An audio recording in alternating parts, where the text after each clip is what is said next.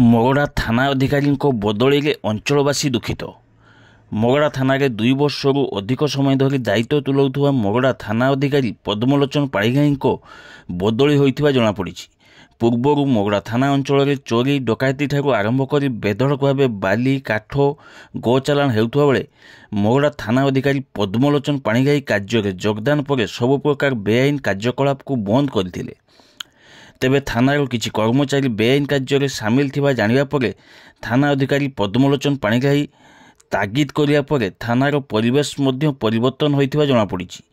ଶ୍ରୀଯୁକ୍ତ ପାଣିଗ୍ରାହୀ ବଡ଼ ବଡ଼ିଆ ନେତାଠାରୁ ଆରମ୍ଭ କରି ବେପାରୀଙ୍କ ଚାପରେ ନ ଆସି ଚାଣକ୍ୟ ନୀତିରେ କାର୍ଯ୍ୟ କରି ଅନେକ ଅପରାଧୀଙ୍କୁ ଧରି ଗିରଫ କରି କୋର୍ଟ ଚାଲାଣ କରିଥିବା ମଧ୍ୟ ଜଣାଯାଇଛି।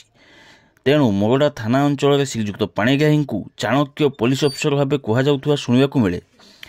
ତେବେ ଆଜି ସନ୍ଧ୍ୟା 7ଟା ସମୟରେ ମୟୂରଭଞ୍ଜ ଏସ୍ପିଙ୍କ ନୋଟିସ୍ ଜାରି ହୋଇଛି। ଉକ୍ତ ନୋଟିସ୍ରେ ମୟୂରଭଞ୍ଜ ଜିଲ୍ଲାର କିଛି ଅଫିସରଙ୍କ ବଦଳି ମଧ୍ୟ କରାଯାଇଛି। ବଦଳି ଭିତରେ ମଗଡ଼ା ଥାନା ଅଧିକାରୀ ପଦ୍ମଲୋଚନ ପାଣିଗ୍ରାହୀଙ୍କ ବଦଳି ମହୁଲଡ଼ିଆ ଥାନାକୁ ହୋଇଛି।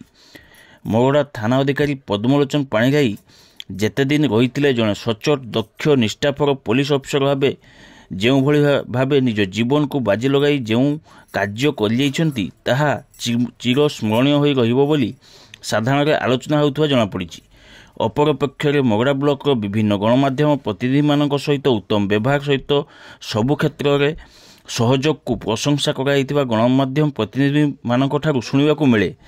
ବଦଳି ଖବର ପ୍ରଚାରିତ ହେବା ପରେ ମଗଡ଼ା ବ୍ଲକ ଅଞ୍ଚଳବାସୀଙ୍କୁ ଏହା ବ୍ୟଥିତ କରିଛି। ବଦଳି ହେଲେ ମଧ୍ୟ ଶ୍ରୀଯୁକ୍ତ ପାଣିଗ୍ରାହୀ ଅଞ୍ଚଳରେ ଯେଉଁ ଛାପ ଛାଡ଼ି ଦେଇଯାଇଛନ୍ତି ତାହା ସବୁଦିନ ସ୍ମରଣୀୟ ହୋଇ ରହିବ ବୋଲି ବିଭିନ୍ନ ମହଲରୁ ତଥା ବୁଦ୍ଧିଜୀବୀ ଓ ଜନସାଧାରଣରେ ଆଲୋଚନା ହେଉଥିବା ଦେଖିବାକୁ ମିଳିଛି।